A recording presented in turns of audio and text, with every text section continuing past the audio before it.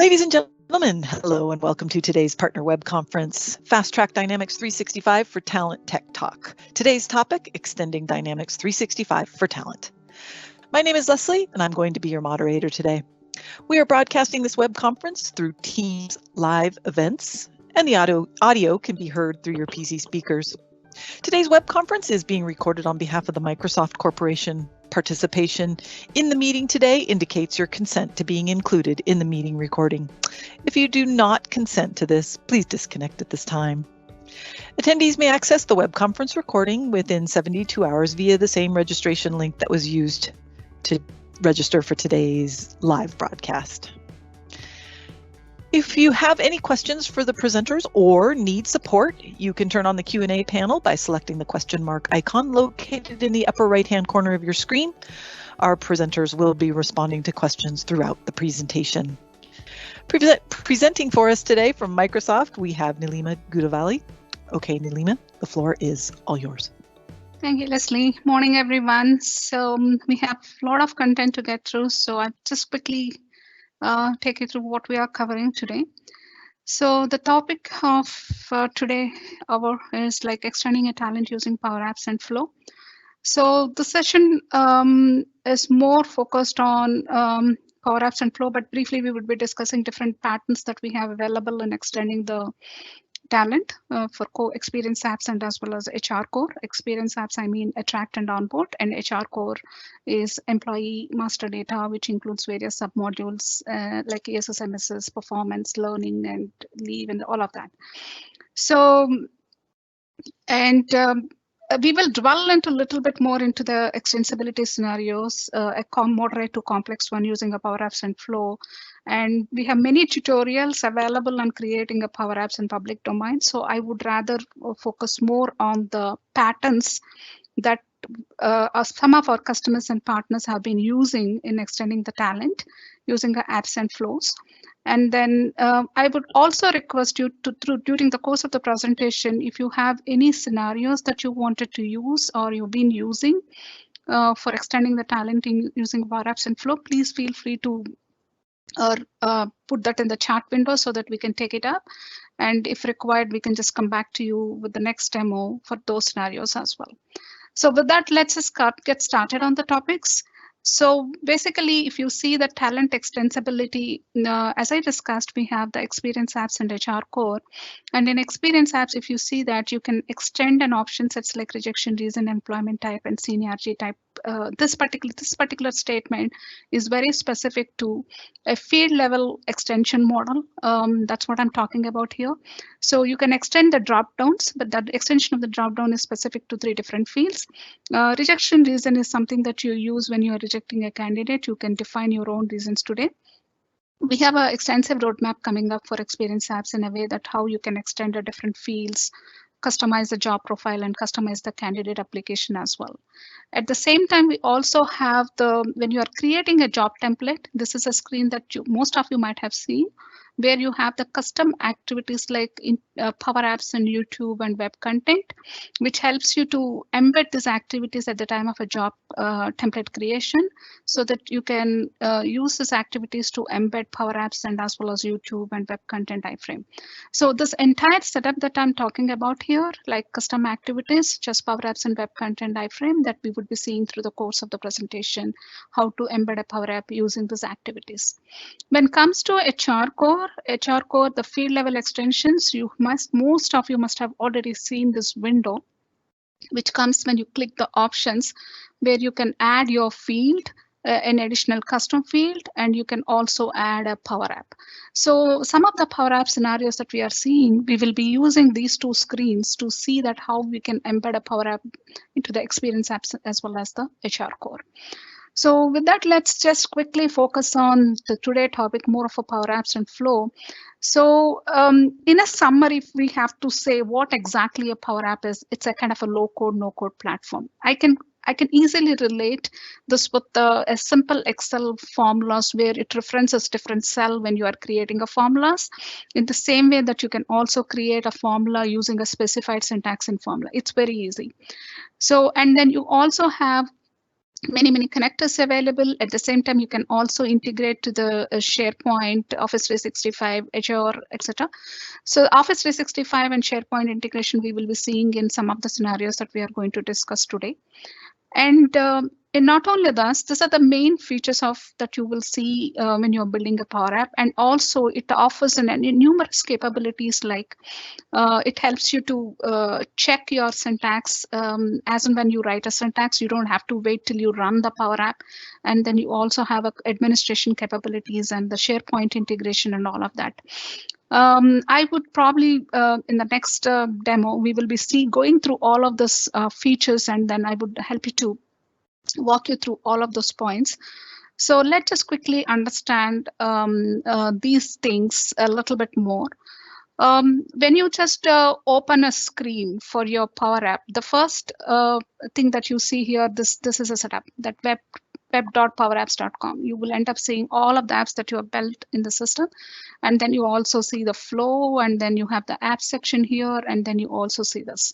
So basically, let's say if I just take one single Power App, and if I get into the details of this, you will end up seeing the app ID. And also, you would end up seeing the analytics here as well. That means it helps you to understand how many times this app is being used in a scenarios. And then how many people have launched, all the statistics you get that. And then also, when you develop an app in an environment, you can export that package and import that package into a different environment. So that's also possible.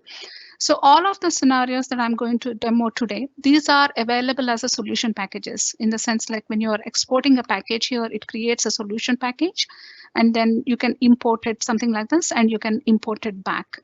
So these are the scenarios that I'm going to demo here today are available as part of a solution packages in the public domain. So using this option, you can you can import, export, and then you can transfer across your different environments. And before any, then we also talked about some of the features like app checker and all of that. So I'm going to quickly take you through those features as well.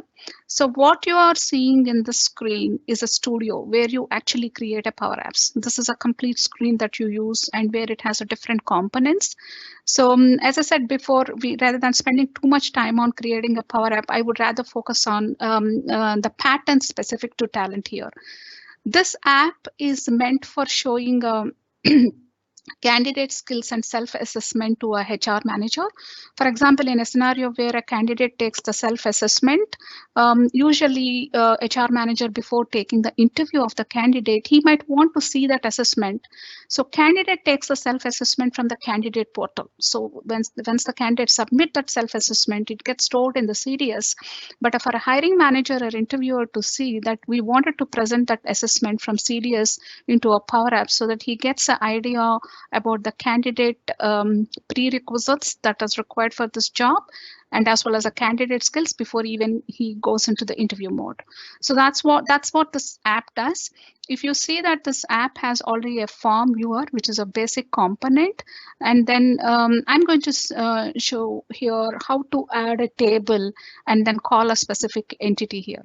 Let's say now I actually asked for a table here. It added a table here, basically a screen, a container for a table. Now I need to tell this app what is the data that it should be reading into this table. For that, I just click the connect to data, and then using a common data services connection, which is created already. Then I need to choose a specific entity here. Then I'm choosing an entity called candidate skills, because my goal is to read the skills of a candidate here into this table. Then I have connected this particular table to a candidate skills. Now it is popping up all the records of the candidate skills, but that's not what my goal is. My goal is I wanted to show the skill of a specific candidate. That means I need to filter the candidate skill for a specific candidate. That candidate is the candidate in question for whom the interview is being carried out.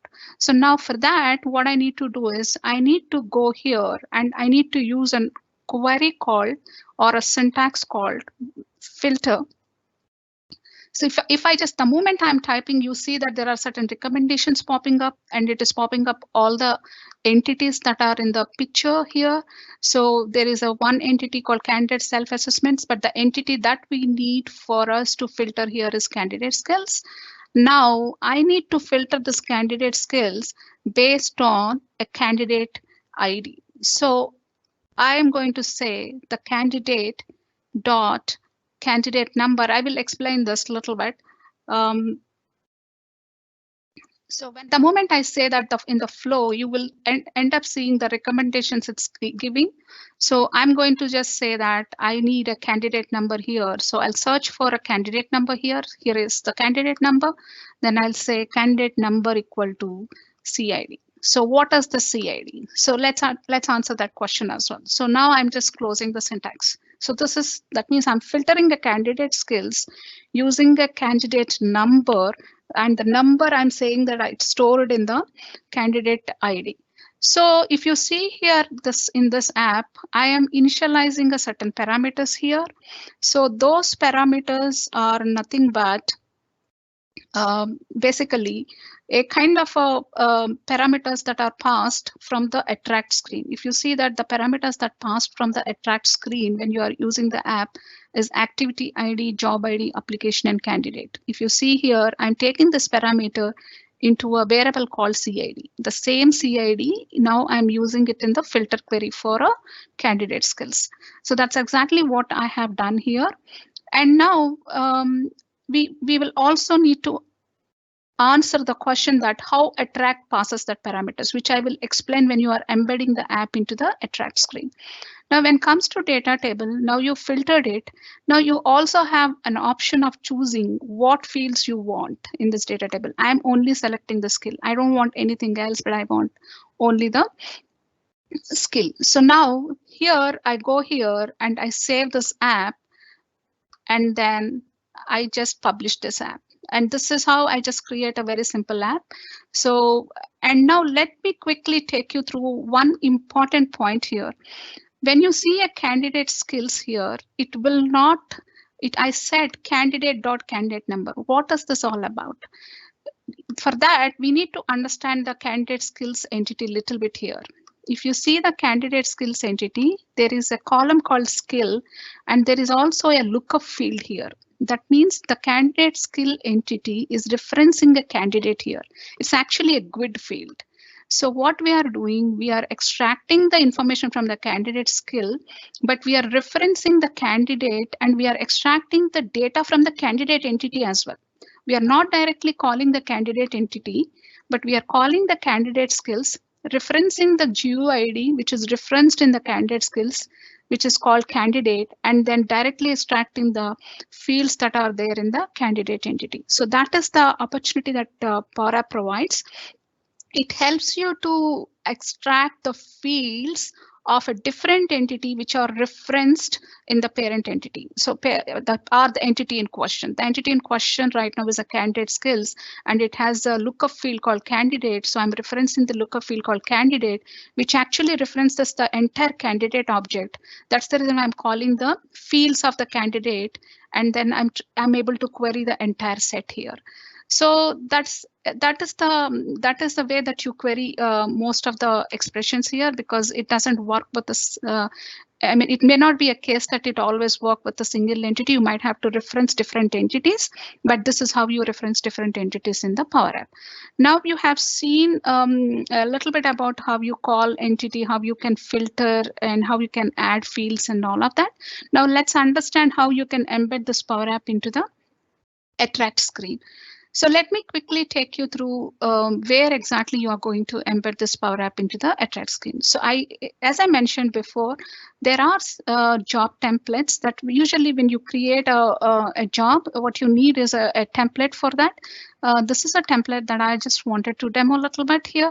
So this is a template created for this demo. And if you see here, all of these activities on your right, these are the activities, and activities very specific specifically mentioned here, like Power Apps and YouTube and web content. These are the activities that helps you to enable all of those extensions like Power App or YouTube video or an iframe. So what I have done here is I've already called the Power App activity in the candidate assessment, and then I have used a Power Apps ID here, which I've taken earlier from the detailed screen. So the moment I use this ID, it knows that what Power App it needs to call. And then ultimately it ends up calling that Power App. So let's see that a little bit here. When I have used this job template for creating this job. So that means like when I'm using the job template for creating a job, then it understands that it follows the steps that are detailed in the job template, which includes the Power App. This is a candidate right now assigned to this job. Let's see that because I embedded a Power App, me as a hiring manager, now I'm seeing this information. So this is how the information pops up for this specific candidate. How the system knows that it has to it has to extract for this candidate, as we discussed earlier, it is going to pass parameters like candidate ID, job description, and as well as the job application ID. So whenever you are using a Power App in the job screen, it knows that it has to pass these parameters specific to that candidate and job. And because we are using these parameters in our filter criteria, it knows that it needs to extract that particular candidate information. So that's how you are seeing the skills of a candidate that is assigned to this job. That's Neelima Gudavalli. And then you also see the self-assessment she has submitted when she is submitting the job application for this job. So this is basically how you model your information through Power App and then embed the Power App into the system.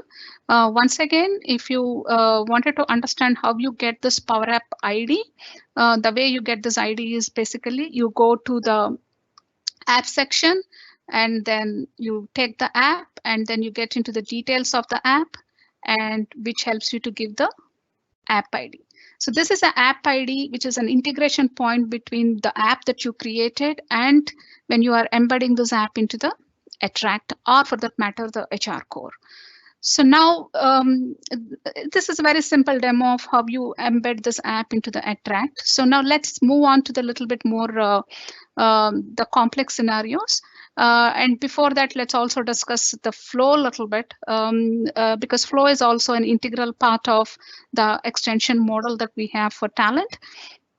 Basically, if you see flow also comes with the n number of connectors as well. It has all 230 plus pre-built connectors, and you can integrate with the same like Azure or SharePoint or any of the ProDev extensibility codes. In some of the scenarios that I'm going to demo, we will see the SharePoint integration. We will see some of the flow checkers and the responses, etc.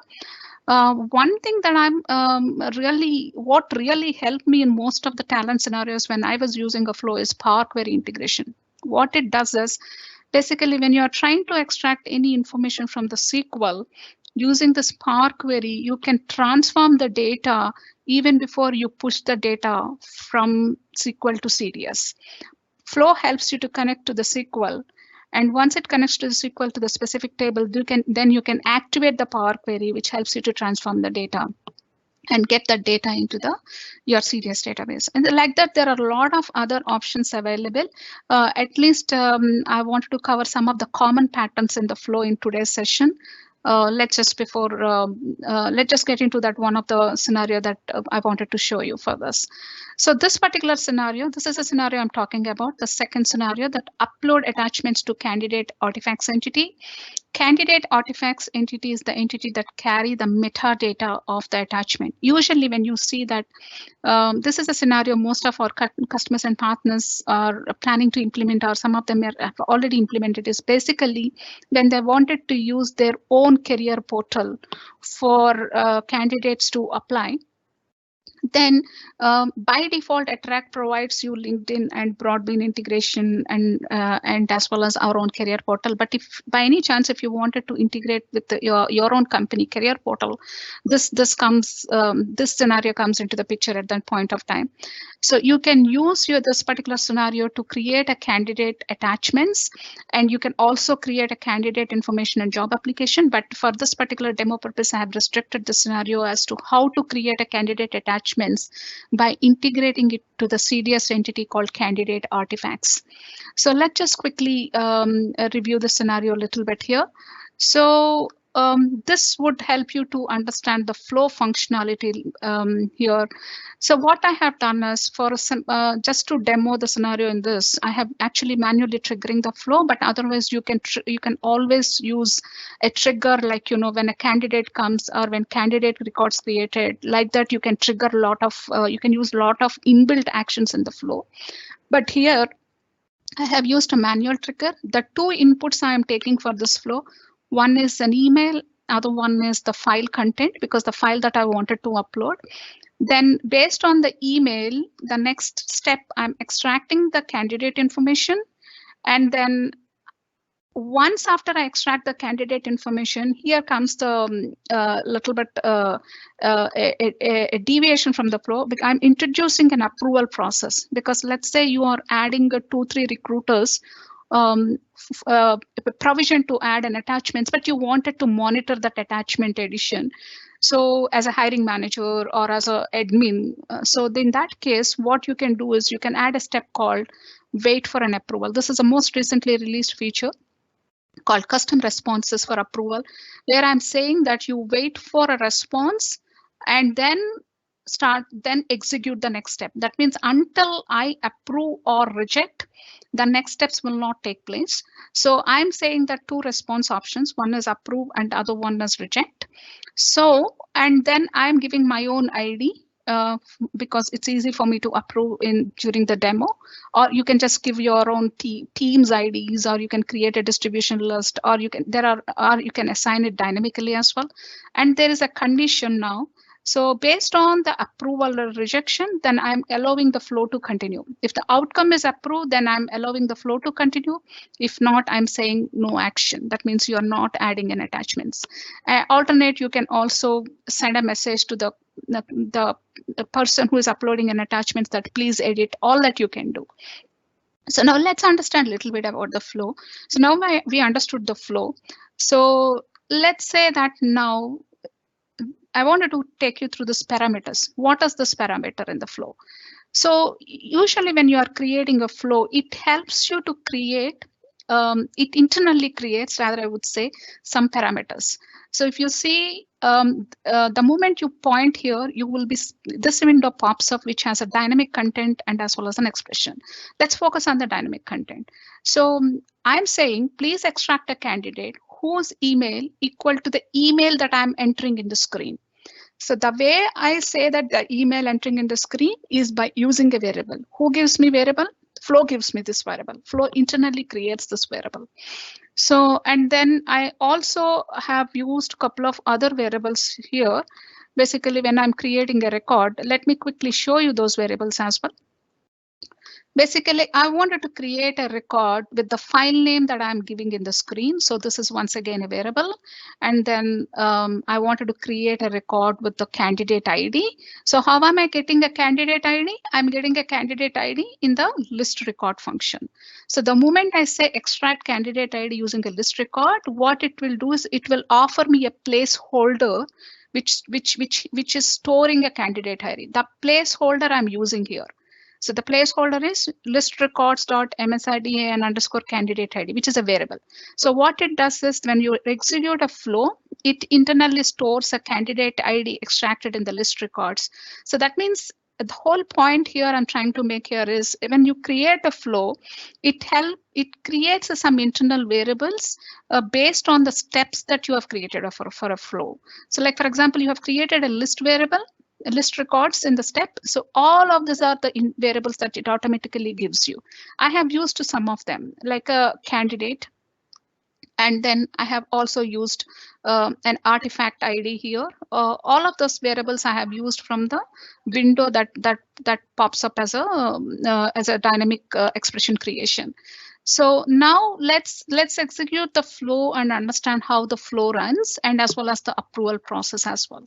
I'm testing a flow, and then I'll say that I'll perform the action, and the flow is running. So now I'm giving an email because this email helps me to extract the candidate. And now I'm uploading the file.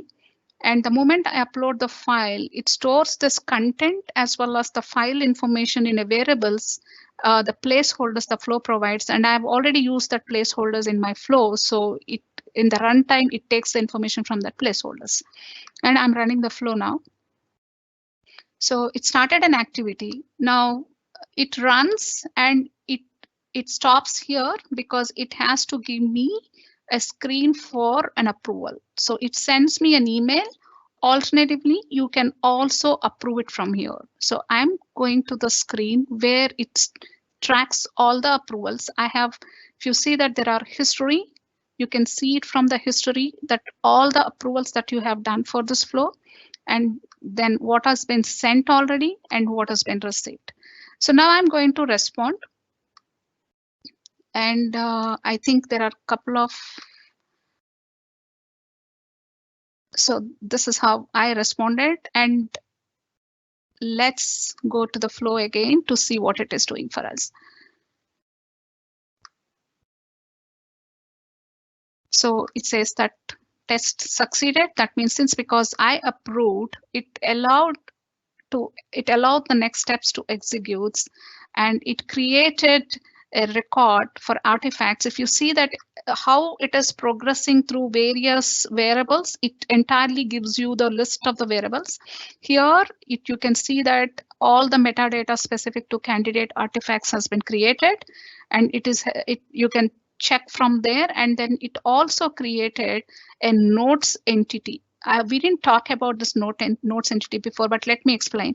When you are creating a candidate attachment using a candidate artifacts is something that it stores the metadata. Notes is the entity which actually stores the content.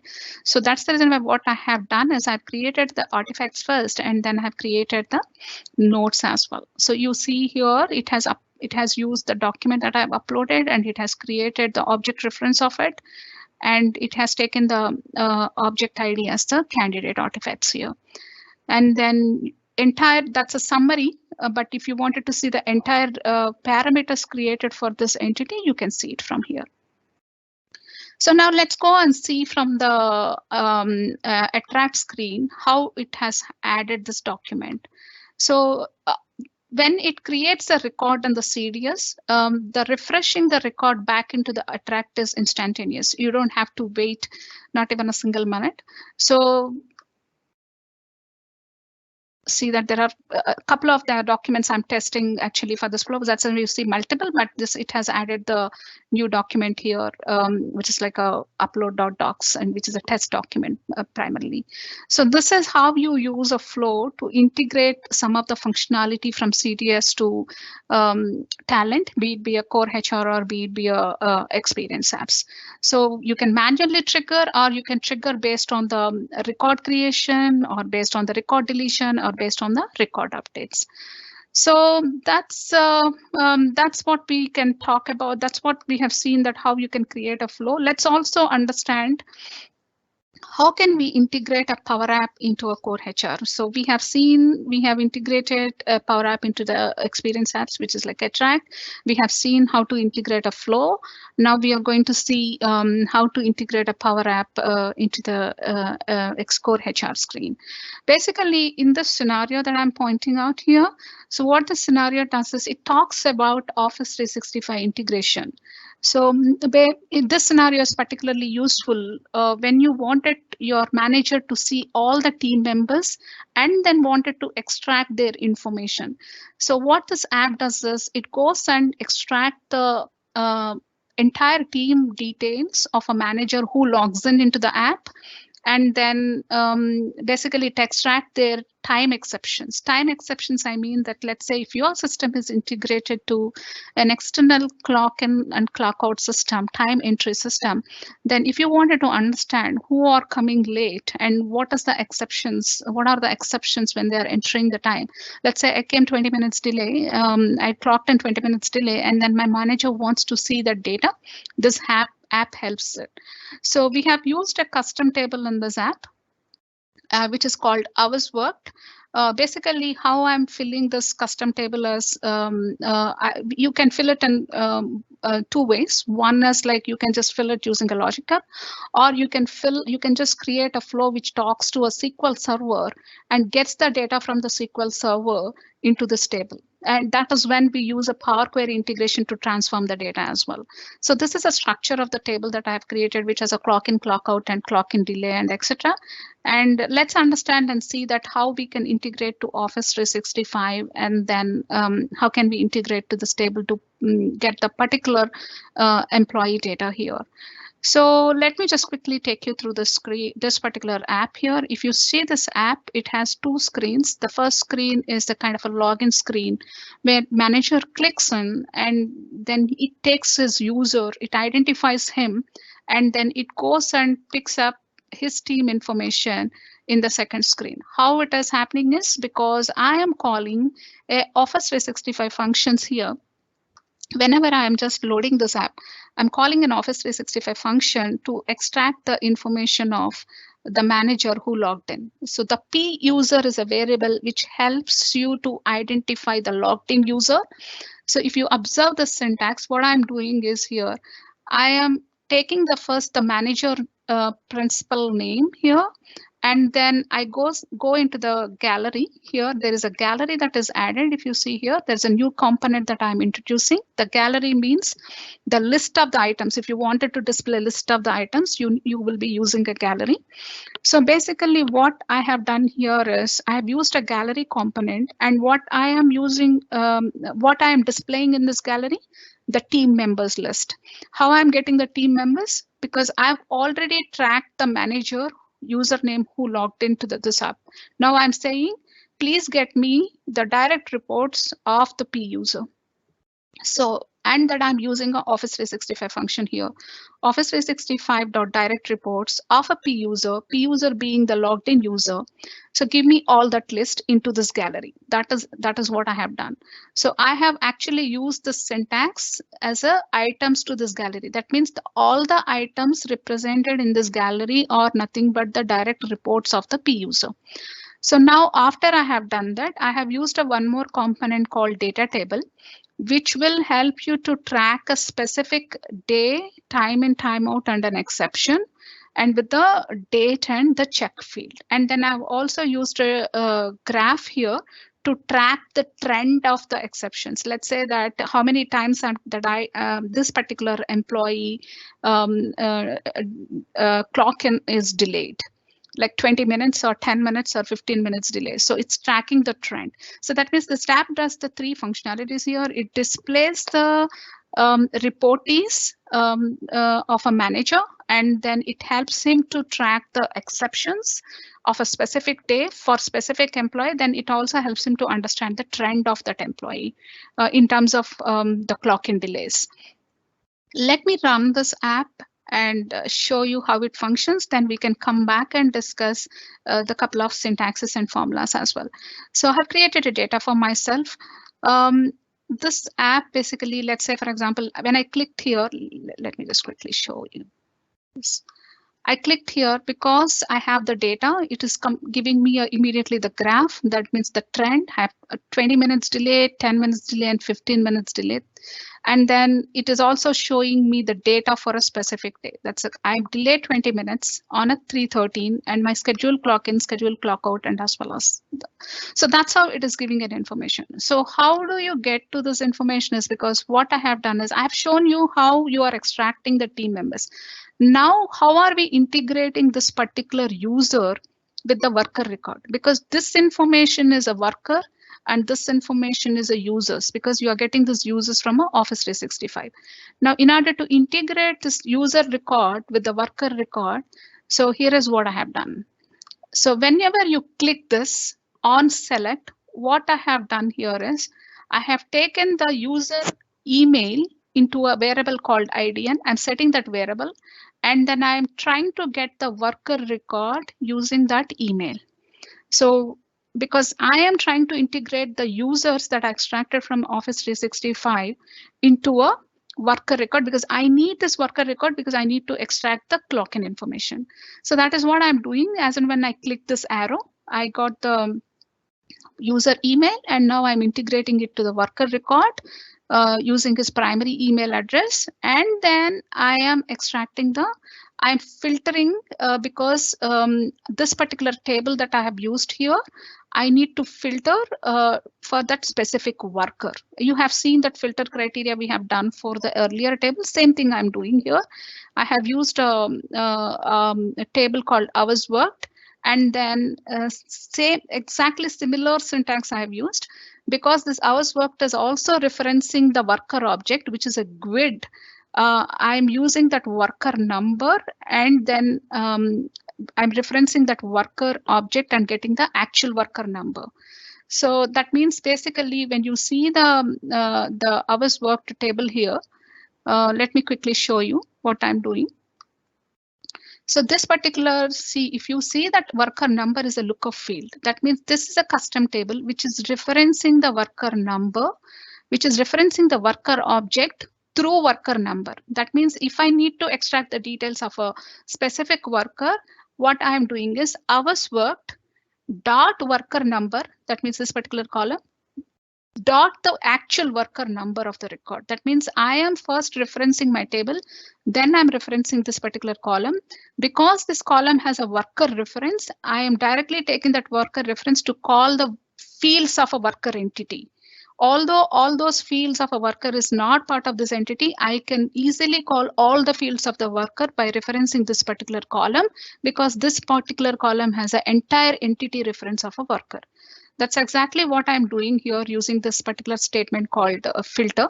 So that filter statement I'm using for this table. So Neelima, there's a question specifically to what you're covering right now. Is the hours work table a custom CDS entity? Yes. Okay, yes. Thank you. Yeah. So now this is how I have done, and then the graph also.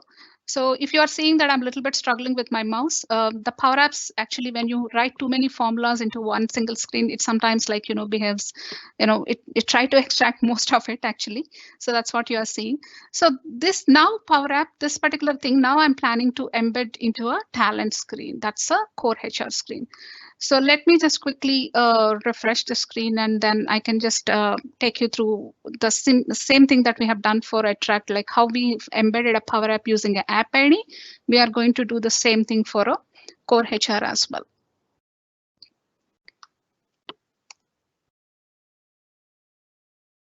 Give me a minute, guys. I mean, while it refreshes, I'm just. So let me just otherwise log in.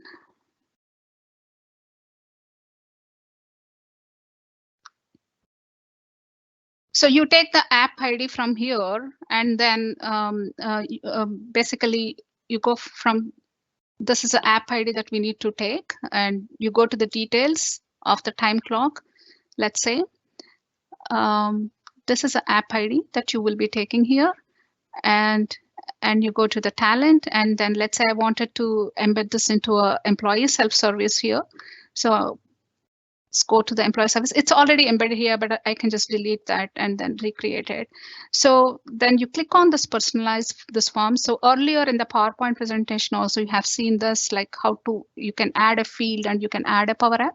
So right now what I'm going to do is I'm going to clear the personalization on this phase and then just reload it. Yes. Now let's go to the options, personalize, and then just add a Power App. So if you remember, we need to take the ID of the Power App. Let me just go and quickly copy this ID. And then say add Power App. And then it helps you to highlight which section you wanted to add, which form. I've highlighted this form, so it helps me to pop up this. I'm going to say that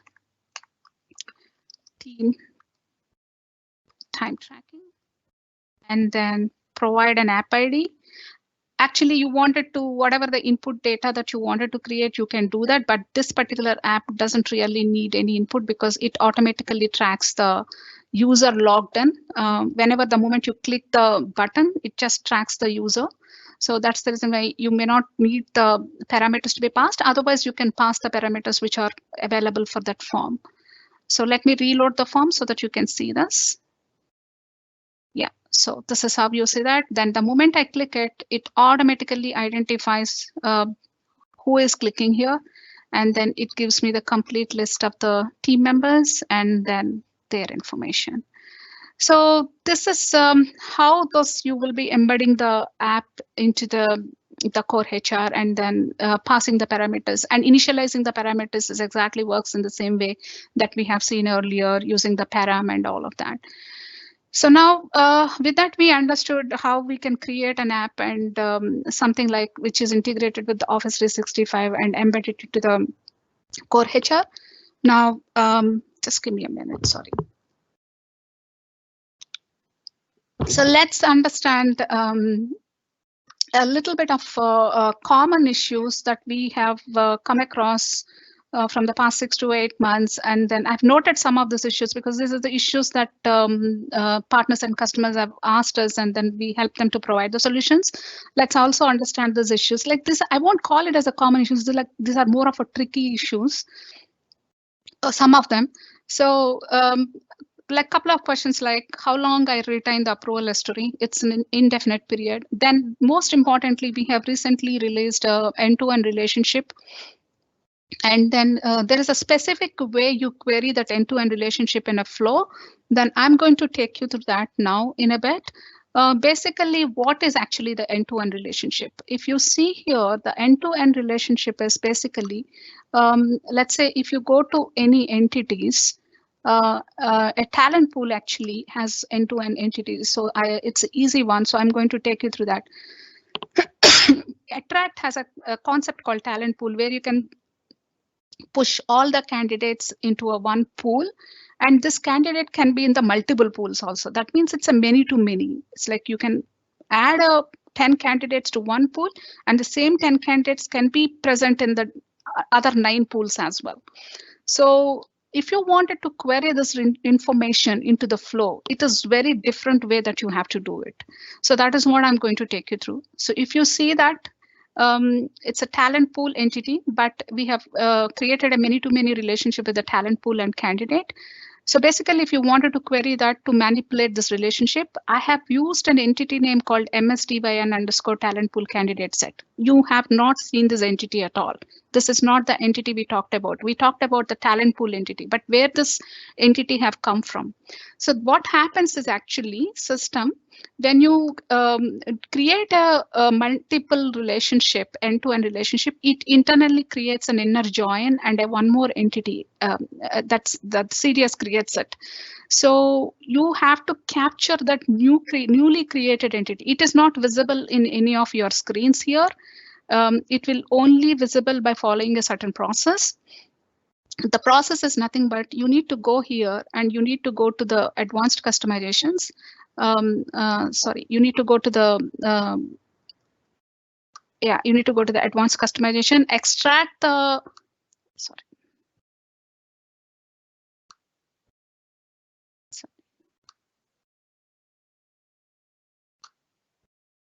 okay, let me not waste time on this. Like I have the URL, you have to extract this URL given for the there's a place called developer resources, extract that URL and then copy paste that URL in the browser. The moment you copy paste the URL, then when you press the talent pool here, it will give you the set of entities that are created for talent pool. You will see this like MSDYN underscore talent pool dot candidate set and talent pool candidate set. So this is the inner join created the moment you created the end-to-end relationship. That means the moment I created an end-to-end relationship here for a specific talent pool entity with the candidate, which I demoed earlier in the relationships tab. So it will automatically create this custom entity in the CDS. You need to track it down. The way to track it down is you take the URL from the developer resources, which actually you are accessing the API of that particular environment. So when you access that environment, it gives you this particular entity. This is an inner join or an entity created for this end-to-end relationship. Then you take that entity, you come here and then say it's a current, and then use that entity by selecting the custom field, because this entity is not visible anywhere. You'll not find this entity. But you have to add it as a custom entity. The way to add it as a custom entity is just copy this and then go to your flow and say custom. So enter a custom value, and then it gives you an option to add this entity. So that's how you need to query the end-to-end relationship. This particular entity, once again, I'm just repeating, this is not visible anywhere in your entity list, and you have to capture that using your API URL. So that's a point that I wanted to discuss. And then we'll also see a little bit about querying the end-to-end relationship in the PowerApps. Basically, if you go here, many customers and partners have reached out to us and asking us like how to query this end-to-end relationship in the PowerApps, because it's mostly recently released. I've developed a simple app which is like taking the same talent pool concept, because it has inbuilt talent pool to candidate relationship, which we have just seen. So what this does is this app, it has two galleries. One gallery source is talent candidates. If you see this gallery 2, that's nothing but this one. And the other gallery source is, let's say, the other gallery source is talent pools. There are 3 galleries here. One is talent pool, other one is the candidates, and the third one is also candidates. But if you see the second gallery, this gallery that I'm representing, that I'm pointing here, so it only takes the selected candidates. That means what is this app does is, first it displays all the talent pools, and then the moment you select one talent pool, this particular gallery items is the selected candidates of this item. So that means it displays the list of the candidates assigned to this particular talent pool. So that is the data source for this talent pool, is nothing but the selected candidates from the talent pool. And what it helps you to do is, if you want, you can associate a specific candidate to a pool, or you can delete that candidate from the pool, or if you want, you can add a new candidates. So how do we do that? Let's say, for example, if I just take this pool as an example pool, this is a LinkedIn talent pool, and you will see a names repetition because it is all the talent pools of an environment. So that's the reason many people might have created this pool. So that's why you see the names repetition. So I am just selecting a particular pool here, and these are the list of the candidates. Now I wanted to unrelate this candidate from this pool. So I just clicked on that name. So it takes him off from that pool. That means he's deleting the association of that particular name to this pool. Now I wanted to add a new candidate. Let's select. I wanted to add some 3365, which is an example name, and then say add. So it's going to add to this pool. So how it is happening is, basically I have end-to-end relationship provides 2 functionalities here. So on click, I'm relating the selected candidate from this combo box to the list of the candidates. This relate is the function syntax provided for end-to-end relationship. Then I wanted to, when I'm disconnecting or deleting the candidate from that association, I need to use a syntax called unrelate. So this relate and unrelate are very specific to end-to-end relationship. That's how I could able to achieve this functionality. Basically, one thing that worth remembering for this talent, especially the end-to-end relationship, is the syntaxes and the functionalities that you achieve are relate and unrelate, which is a little bit limited. But if you wanted to filter, let's say you wanted to get the talent pools, only the unique talent pools, like not the duplicated ones, then you cannot do that filtering and all of that yet. I think it's still in the progression of the development, but to an extent, I have seen this is a wonderful feature feature that you can use for managing any such many-to-many relationships. And also you can query the many-to-many relationship in the flow, and I've just kind of demoed that. So, and I think we have a quick time check. And then we also have one more important aspect that I wanted to cover is like there's a repeated ask on how to link an Azure function to Power App, and why do we need to do that? What is the use of it? Basically, I found it really useful because you can, if you wanted to create a lot of query conditions and then the logic, you can do everything in the Azure function, and you can just return the Azure function to Power App. Basically, when you create an Azure function, we can just create a custom connector using an Azure function and call it as a source for source into the Power App. This particular one, which I'm talking about, Azure function, I'll make sure that this is available in the resources. But for now, for this session, I'm going to take you through quickly through the demo article, the article that's published on this. You can refer this article. It has all the steps created, given that to create an Azure function. Basically, once after you create an Azure function, the way we do it is we create a quick connector, a custom connector, which is a very easy connector. So let me just quickly, because most of you may be aware of creating a Azure function. So from the Azure function, once after you create, this is how you create a custom connector. And then you define the function in the custom connector like this, and you define the request for that custom connector, and as well as you define the response as well, your response object.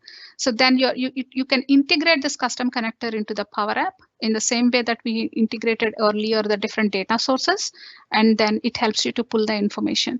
But all this information that I'm talking about are the solutions that we demoed.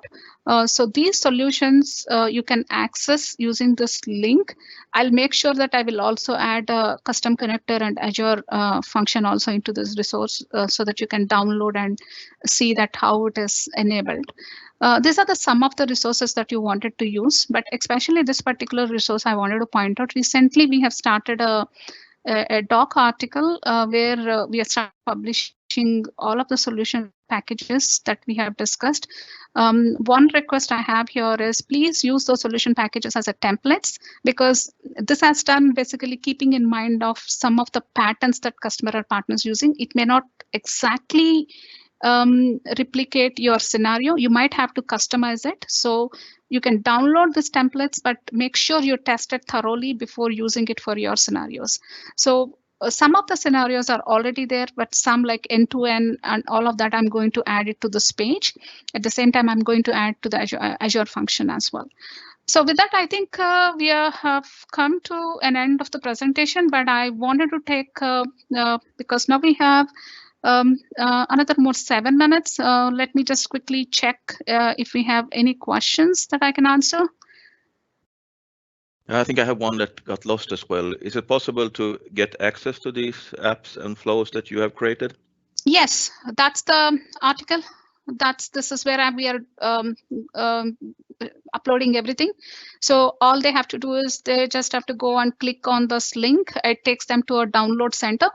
So where they can just simply download as a solution packages, and then it has to follow the export and import process. Once after they download, they can just import these packages into their system. You want me to read the other question as well? Yeah, I'm just looking at, it helps probably. Can you use Visual Studio, the Team Foundation, to work with flows and Power Apps? Yes, you can integrate it. Basically, I haven't tried it, but yes, we can do that. Yeah. They can see it from the blog. Couple of articles were already there. Some of the blogs are there in the resources. You can go and check on the resources. Actually, for creating an Azure function, we have used it, but probably I can just put that out here in the resources so that you can just see it from there. Yeah. Any other questions? That were all that were provided so far. Okay, so then probably we have 7 more minutes. Maybe I can just take this time to quickly, although I'm not prepared for it, probably I'll just take this time to quickly show you the custom function as well. Let me just quickly log into the, because I need to log into the other environment.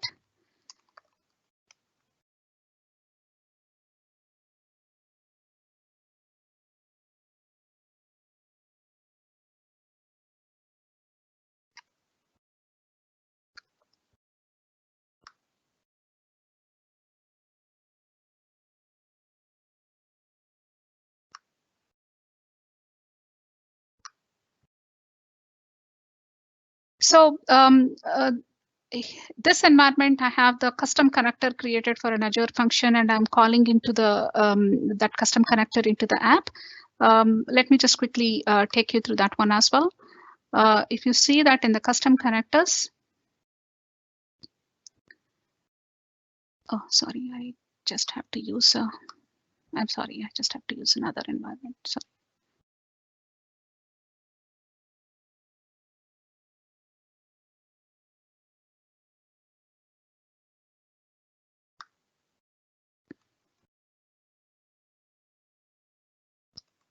While Neelima gets logged into that other environment, just wanted to point out that I have posted a link to a short survey in the Q&A panel there. We'd greatly appreciate it if you could take a moment to access that prior to logging out today. And with that, back over to you, Neelima. yeah, thank you.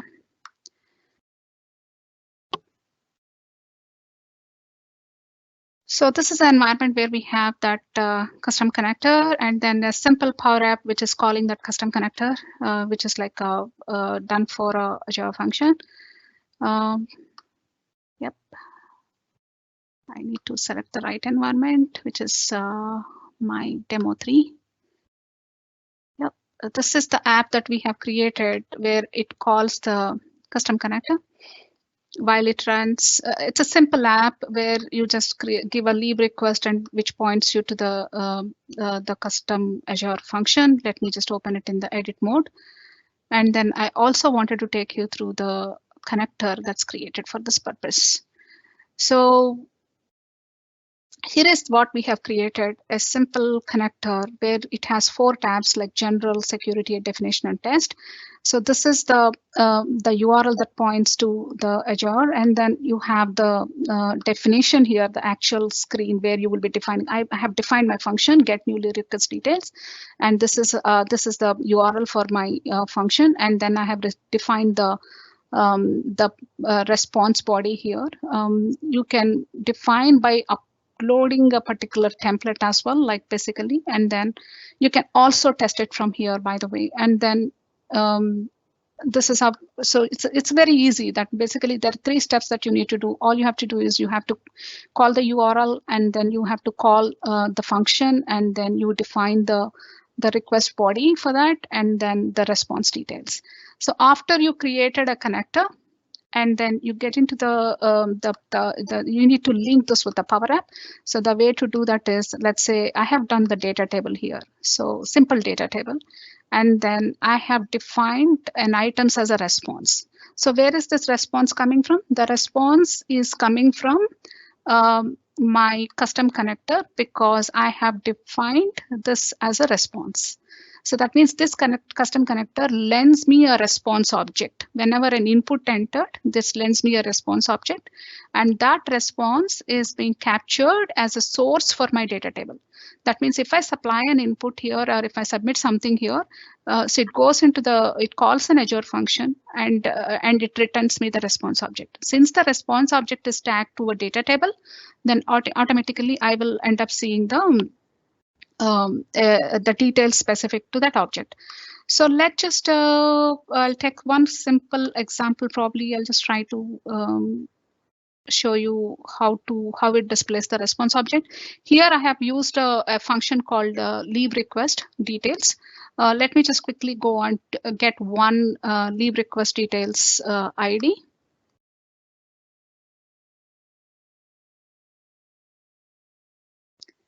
So this is the entity that I have used.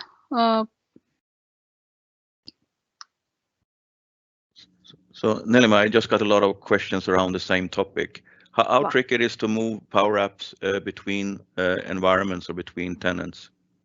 Oh, it's simple and easy. We can point to a particular page where it talks about that. I guess you are asking about the solution packages, right? Creating a solution packages and upload and export and import. Yes, it's very easy. So here what I have done, so if you see here, since because that response object is tagged to a data table, the moment I supply an ID, it calls the Azure function, it is returning me these details. It's a simple app that's done for as a prototype, and I just wanted to quickly demo this as well. This isn't because we have time. So that's pretty much that I wanted to cover. And yeah, so if you really wanted to see how to export and import packages, we have provided a link here. Let me also quickly take you through that link. In the documentation that I have shown earlier. I'm sorry, I don't know where it is. Yeah, it's here. Yeah, you can just go and click on this migrate apps between the different environments, which can take you through the complete process flow, how you can just export and import these apps. Does it answer your question, Par? Yeah, I think it's answered. Final question then. So in Core HR, when you add custom fields, can that reference fields in another existing entity?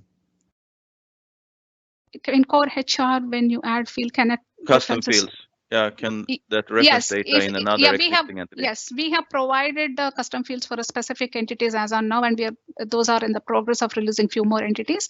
Yes, you can do that. Thank you. Yeah, I think we are pretty much on top of the hour. So thank you all for joining the session, and please feel free to post your questions back to me. And we will be uploading the recording very soon with all the solution packages as well. All right, super. Thanks, Neelima. We hope you found today's information helpful, and if you enjoyed today's web conference or have feedback on how we can provide you with a better event, please do let us know by using that survey link posted in the Q&A tool there. This does conclude today's web conference. Attendees will be able to access the web conference recording within 72 hours via the same registration link that you used to register for today's live event. I'd like to extend a great big thank you to both Neelima and Par, and thank you, audience, for logging in and joining us. Have a great rest of your day.